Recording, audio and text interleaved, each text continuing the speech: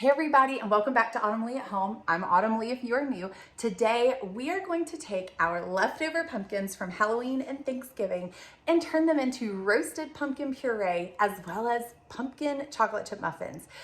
This is something that my daughter got. She got 2 of these from a field trip. We never cut into them, and now that Halloween and Thanksgiving are over, I want to utilize this. I don't want it to go to waste. I don't want to have to throw it away. So if you have leftover pumpkins, this is the way to go. We are going to roast them, which is insanely simple. And you can stop there after roasting them and pureeing them, stick them in the freezer, save them for a rainy day when you want to bake something else, and pull it out, let it thaw, and go ahead and bake. Today, however, I want to use part of that and go ahead and make chocolate chip muffins using this. We're gonna make chocolate chip pumpkin muffins that my kids absolutely love, and that way they'll have mini muffins for breakfast again. So let's go ahead and get started with roasting these pumpkins.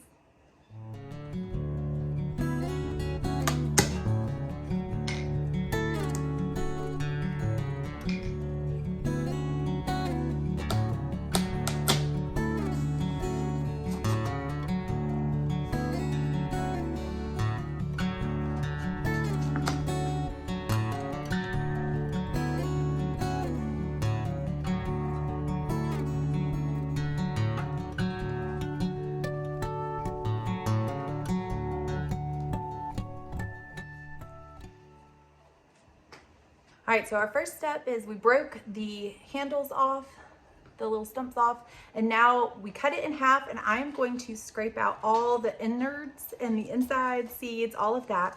If you have kids, this would be their favorite part about helping you in the kitchen, so you can even task them to this job and then just have them let you know when it's done.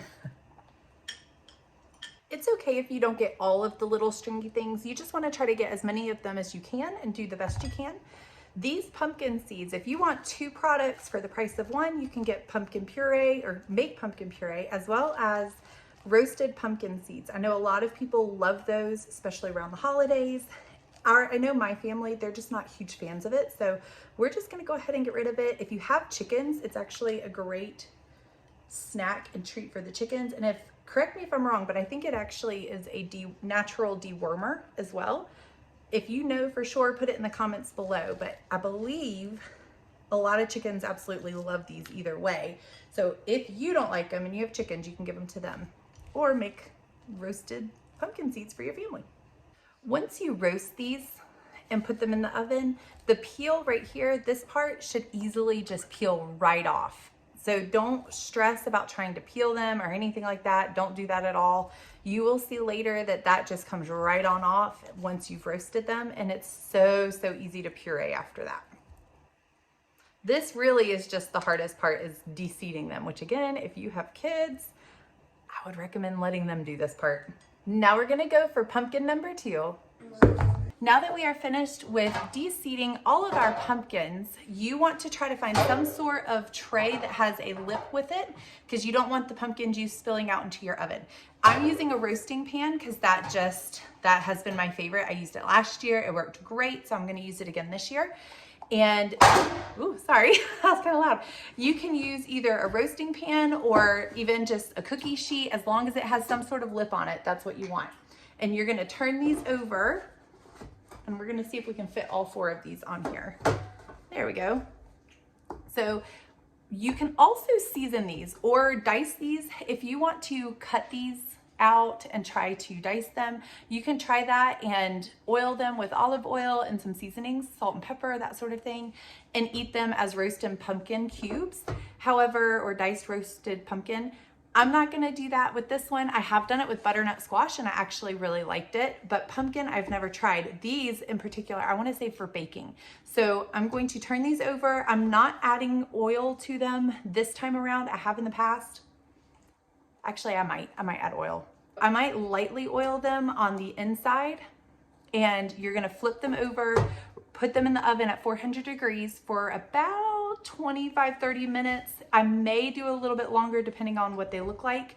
You want to see the peel start turning slightly brown and pulling away from the inside. This is the part right here that you're wanting to save and turn into pumpkin puree. So you want to see the peel turning slightly brown and pulling away from this, and then that's how you know that they are finished.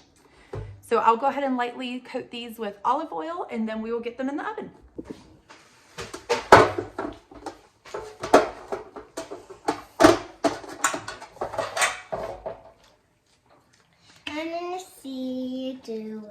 And this is olive oil. I'm just gonna slightly coat this on and then kind of spread it around. Wow, how can you do that? Very easily. I can't do it.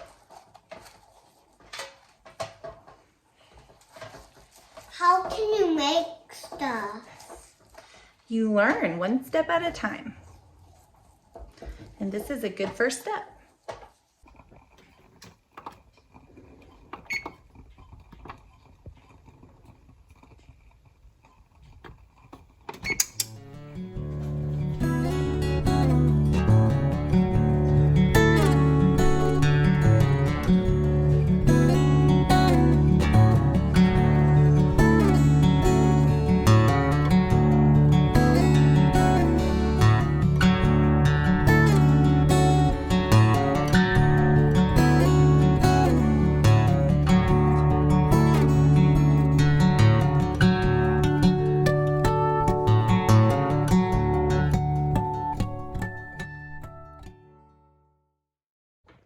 Our pumpkins are finished. You can see that the skin and the peel is pulling away from the rest of the pumpkin, as well as it's slightly brown and roasted on top. That's what we want to see. So we're going to let these cool here. Once they're cool, I will separate them and puree them. It is the end of the day and we are now going to peel our pumpkins so that I can puree them. We did this morning. We roasted them this morning. I've been letting them sit and cool on the counter because if you try to peel them, you can right after you take them out of the roaster or the oven. However, they're going to be very hot. So just keep that in mind. I've been letting them cool. We'll just go ahead, and my kids are in bed. So now I can focus on peeling these, pureeing them, and preserving them. So if you want to, you can go ahead and stick these in the freezer. I'm going to put some in a little, like, I think it's quart-sized plastic container, label it, stick it in the freezer for another day. And then some of it I'm gonna actually use tonight. The recipe that I plan to use calls for about 2 cups. If you don't have plastic containers, that's fine. Just use what you have. You can use gallon-sized bags, you can use quart-sized bags, freezer bags. Label them, make sure you put the date and what they are, because you always say you're gonna remember, you never remember. So just go ahead and label them, and you can put those in the freezer as well. I typically try to do about 2 cups worth of pumpkin puree in each container, because that's about typically what a recipe calls for. But you can do, if you know a recipe that you always use, preserve it that way. Like if you know your recipe that you always use calls for 1 cup of pumpkin puree, go ahead and preserve it in 1 cup. That way when you pull it out of the freezer, even though it's frozen, you don't have to worry about separating it. It's already the measurement or the amount that you need. So we'll go ahead and get started on this part.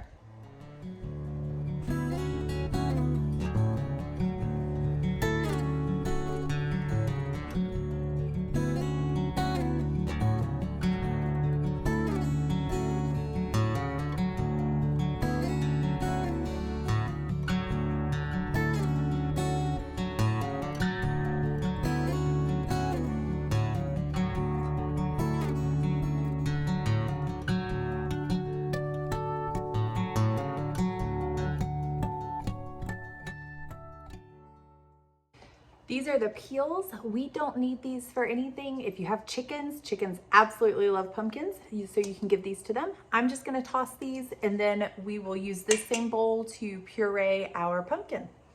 It's always amazing to see how much pumpkin comes off of 2 tiny little pumpkins, and then you get all of this pumpkin puree, and it's fresh with no additives or preservatives. And all you have to do is puree it and freeze it. And look how much we got off of those 2 tiny pumpkins. Okay, let me get my pureer. This part is always so messy to me. I always end up getting it everywhere, which is why I have an apron on. So hopefully I can refrain from splashing everywhere.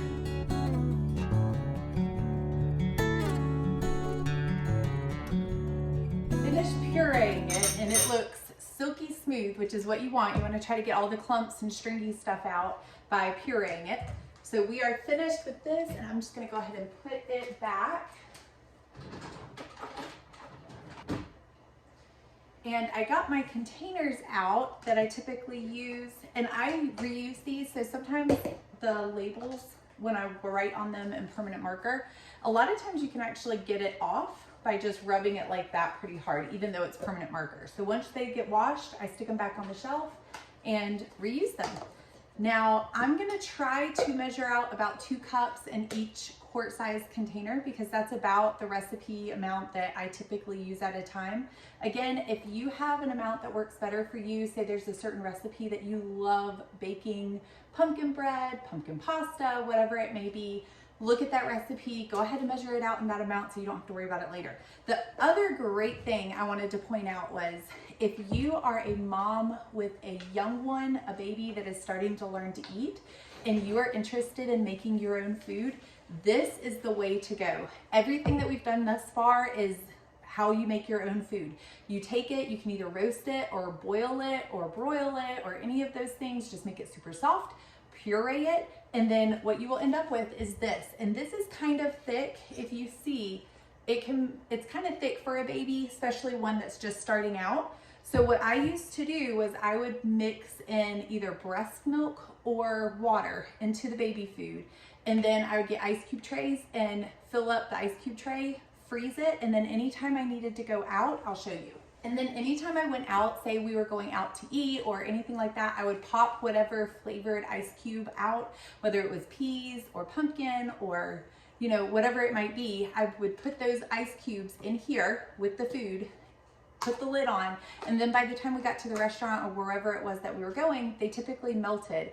Occasionally I'd have to try to figure out how to heat it up, but that was very rare. I usually was able to time it pretty well, and that worked great because then I had my own baby food that I didn't have to buy from a store. And look how much we got compared to how much you would spend at a grocery store on baby food, and you know exactly what's in it. It's purely just the food itself. There's no additives, no preservatives, nothing. So if you're thinking about doing that, let me know down in the comments. I can always make a separate video or talk you through it separately. Just let me know. So we'll go ahead and get a measuring cup for this.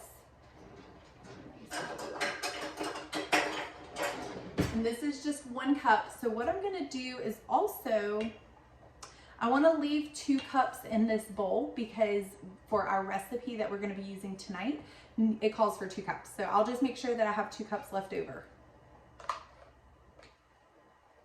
These are the containers that I have. If you don't want to spend money on extra containers, you can also use gallon Ziploc baggies and just measure 2 cups into each one of those.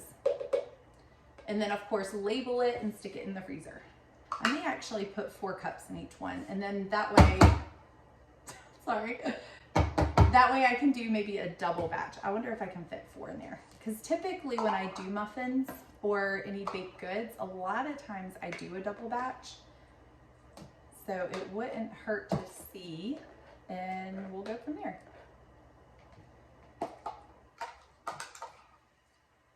And I'm gonna write on the lid exactly how much. Now I'm a little nervous because I forgot I am gonna freeze this and I don't wanna overfill it. All right. Probably should just do 2 per one. Because my thoughts are typically when you freeze stuff, it expands, and I want to give this enough room to expand. So let me put some of this back into another one, and we'll just do, I guess, 2 cups per container, even though I kind of feel like that's wasted space, but that's okay. We know we'll use it that way, so we'll just do it that way.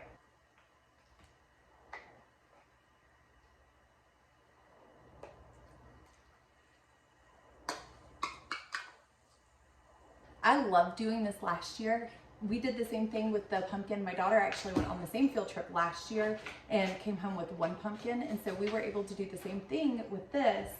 And I loved having it in the freezer because I was able to just quickly thaw it. If I knew I was going to be baking the next day, I would just sit it out either on the counter for a little while, or if I was baking, you know, wanted to leave it out overnight, I would usually put it in the freezer or fridge. I would put it in the fridge. That way it could start thawing, and just make sure you have it thawed in time. We did try pumpkin pasta one time.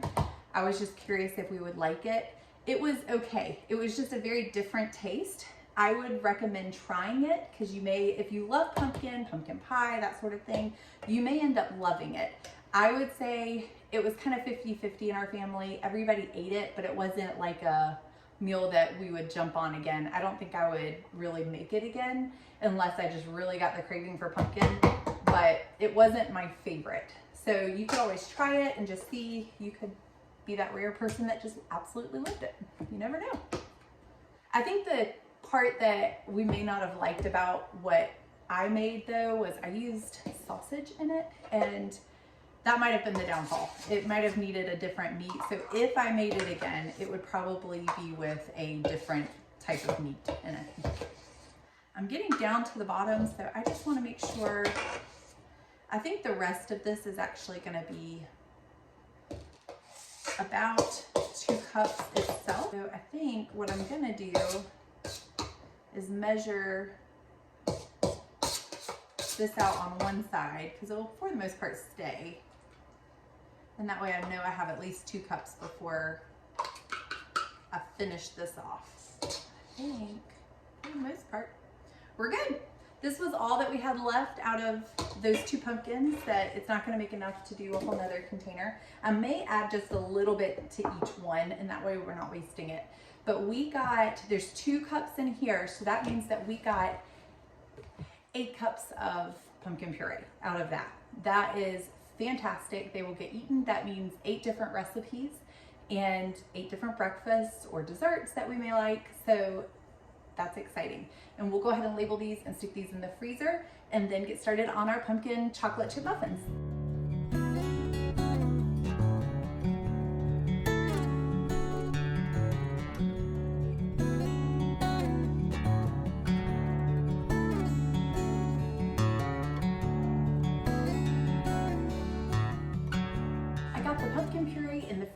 I'm going to go ahead and set this aside because we want to mix our dry ingredients first. So I'm going to have a separate bowl right here. We'll mix our dry ingredients in here, then mix our wet ingredients in the same bowl as the pumpkin puree. I have my 3 cups of all-purpose flour. I'm going to add 1 teaspoon of salt, 1 teaspoon of baking powder, and 1 teaspoon of baking powder. Next we have 4 teaspoons of pumpkin spice. And then I'm gonna whisk this together, then it's time to get started on our wet ingredients.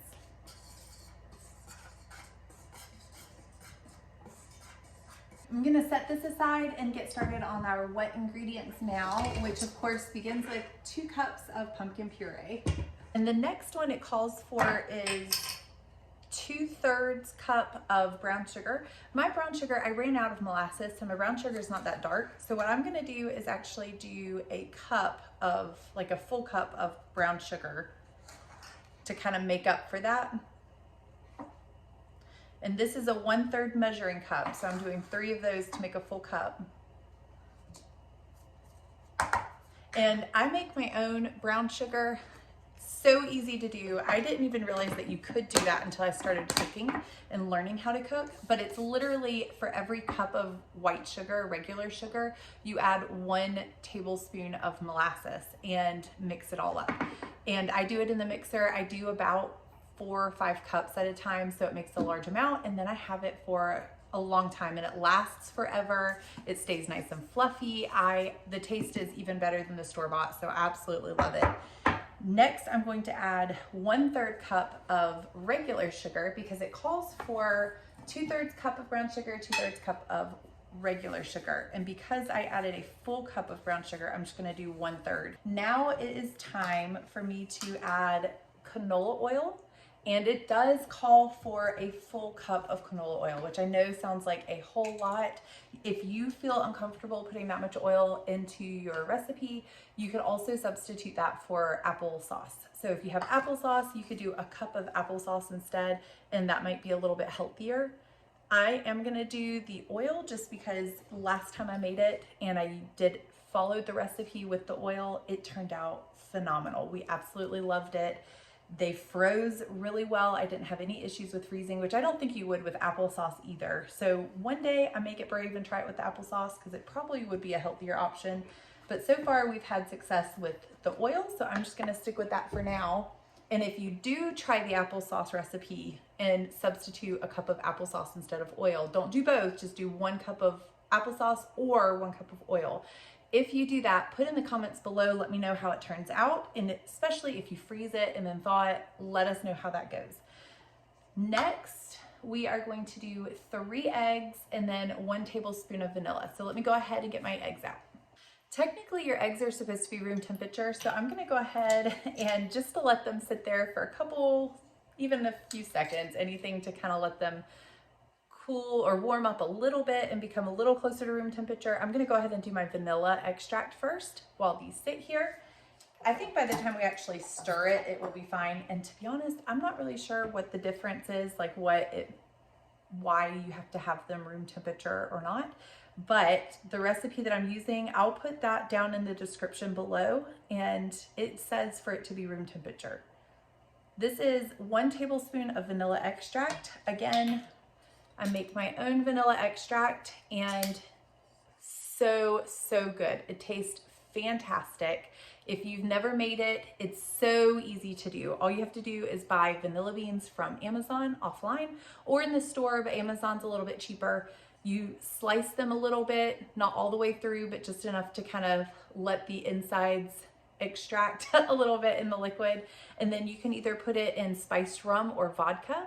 I use spiced rum. It is so good to bake. Once you bake with this, the alcohol bakes out, so you don't have to worry about that. But to make it with vanilla extract and put your vanilla beans in here makes the taste for vanilla extract phenomenal. And the cost is so much more effective than buying this from the store. If you were to buy this size bottle from the store, it would be so pricey. I know a bottle half this size, I think was $10, and you know, I barely paid that much.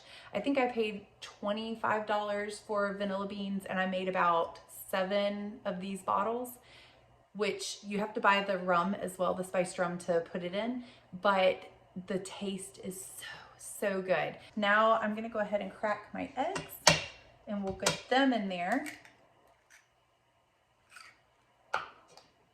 And it calls for 3 eggs. We are now ready to whisk all of this together.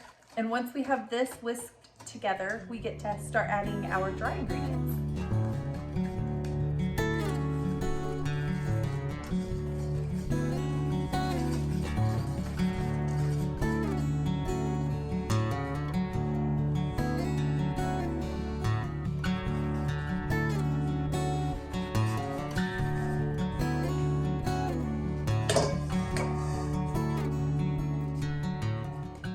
I can smell that pumpkin spice, and the pumpkin together smells so good. I know we're going into the Christmas season and this smells more like fall, but my kids are gonna be really excited when they wake up and have a nice, tasty, chocolatey breakfast. Oops.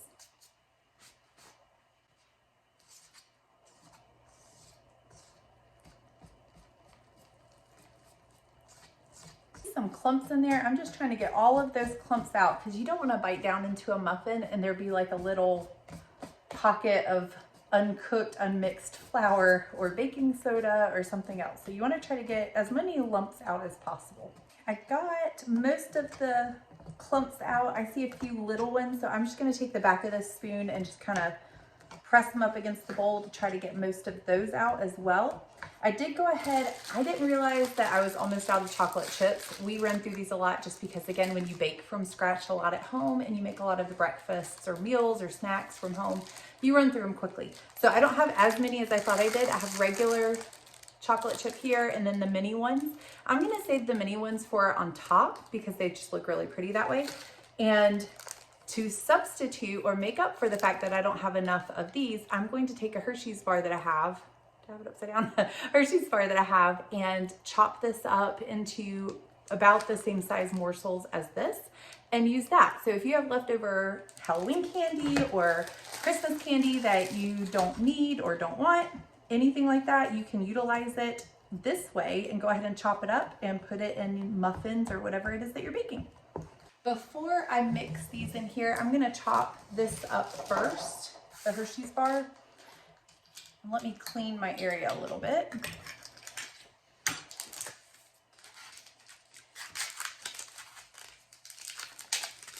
One of the privileges of baking is that you get to snack on everything.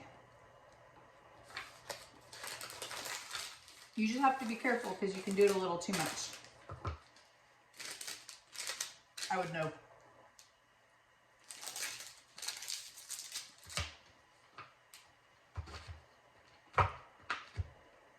I don't want these too small because I don't want them to kind of melt in and mix into the dough.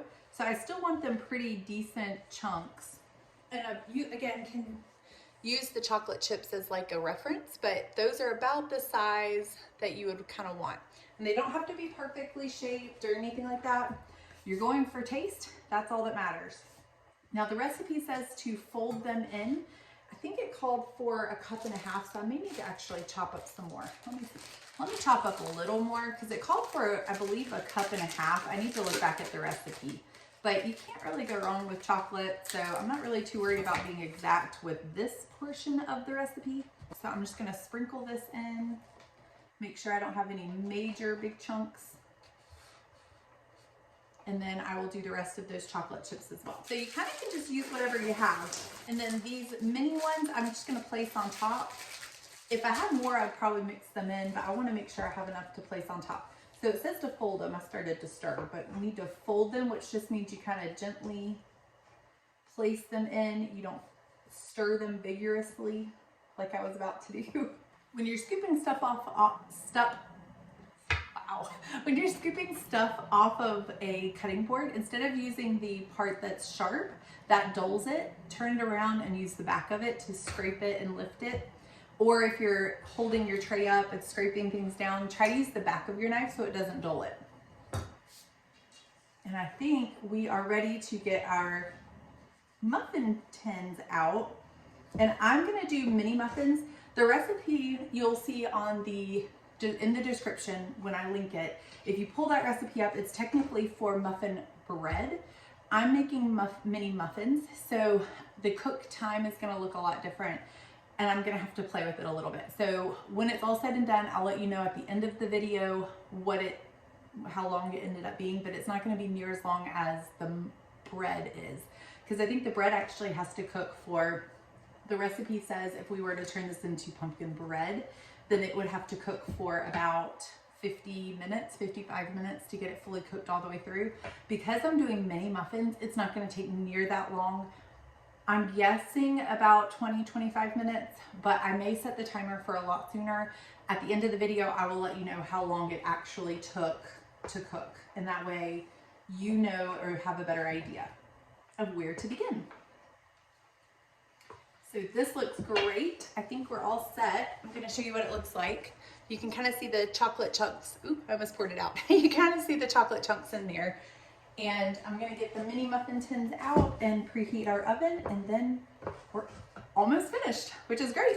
Before I get my muffin tin out, I do want my oven to go ahead and start preheating before I get started, because that way it will be ready to go once I'm ready. So I have it set to 350. It's preheating. Once it's ready to go, I do like to double check that there's nothing in the oven just to make sure, because I have almost burned the house down with proofing bread in here before. So lesson learned, don't do that. Or always check your oven ahead of time. But we have it set for 350, and now we're gonna get started on our muffins. I'm gonna go ahead and give my muffin tin a really good spray.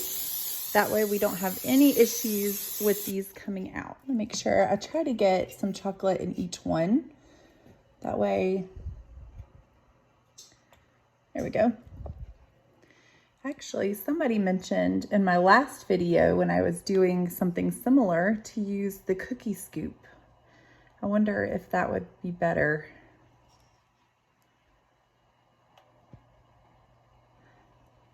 The only thing is the cookie scoop that I have is a lot bigger. So I don't think that, I'm afraid if I got it out, then it might be way too much per container. So I might stick with the tablespoon. I have way too much. Either that, or I might go ahead and put them in our larger muffin tin as well. That way I can cook them all at the same time. I filled up all of these right here and I still have a good bit left over. So what I'm gonna do is go ahead and make some larger muffins. They're gonna have different cook times, so I'll just have to watch them closely. These will take a little bit longer than the mini muffins, but let me go ahead and give them a quick spray as well. I happen to have these cups, the little cupcake liners. So I'm gonna use them just to see which one I like more. These I didn't use them for, and if I like them, then I can start trying to keep them, you know, in my pantry. That way we have them if we need them. But I'm gonna go ahead and fill these up. Ooh, I made a mess. I'll have to clean that up. This will give us a chance to see which muffin size we like more as well. I typically tend to go for the mini muffin size just because I know my kids and they don't really care about the size of muffin. They eat about the same number of muffins each time. So by doing the smaller muffins, I am able to let the muffins go further. Look at all of these muffins we were able to get. Just for fun, I'm gonna sprinkle these little mini chocolate chips onto the muffins just to make them look pretty. But that is not necessary. There's definitely chocolate chips on the inside, so you don't have to do that. It's just for fun.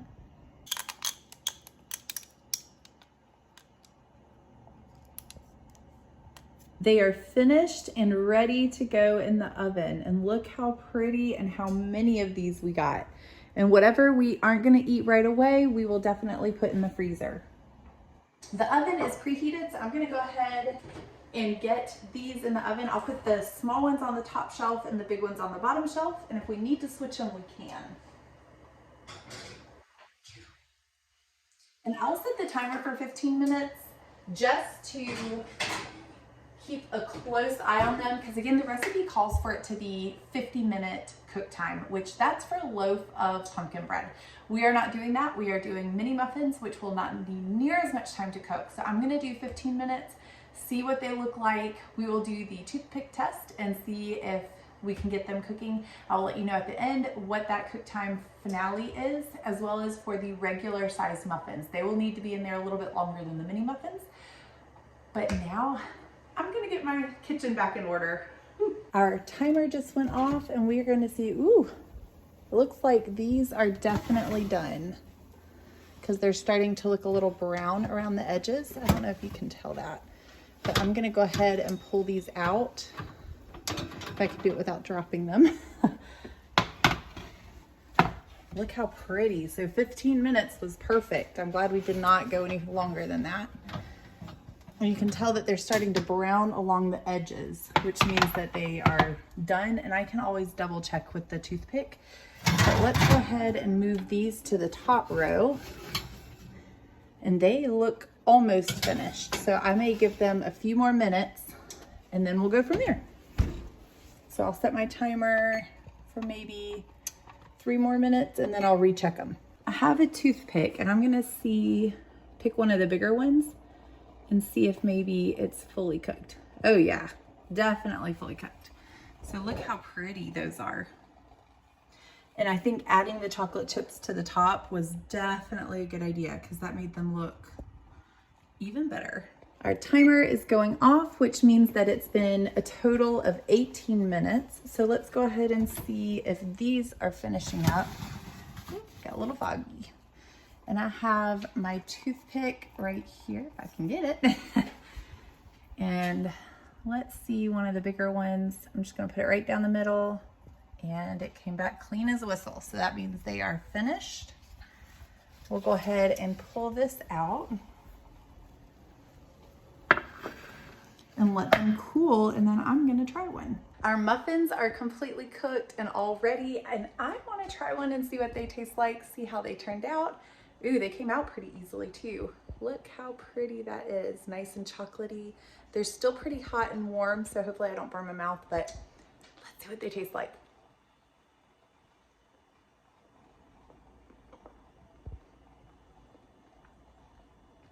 Oh my goodness, look at all that chocolate and how yummy is that. These are still really warm, which is the best way to eat chocolate chip cookies, chocolate chip muffins. But I know my kids will love them even once they cool. And holy cow, tastes so good with pumpkin puree, and all natural pumpkin puree, which is so, so good. So highly recommend this. We are officially finished for the day. Now I'm just gonna enjoy this for a minute. So I may or may not have had 3 of them. They were so good. But I want to take this time to say thank you so much for joining me here today at Autumn Leigh at Home. I really appreciate the time that you take out of your day to join us. Please like, subscribe, and share. I'm going to post a playlist of a Cook With Me playlist that you are welcome to watch until my next upload. I upload every day at 5 o'clock, and I hope to see you guys next time.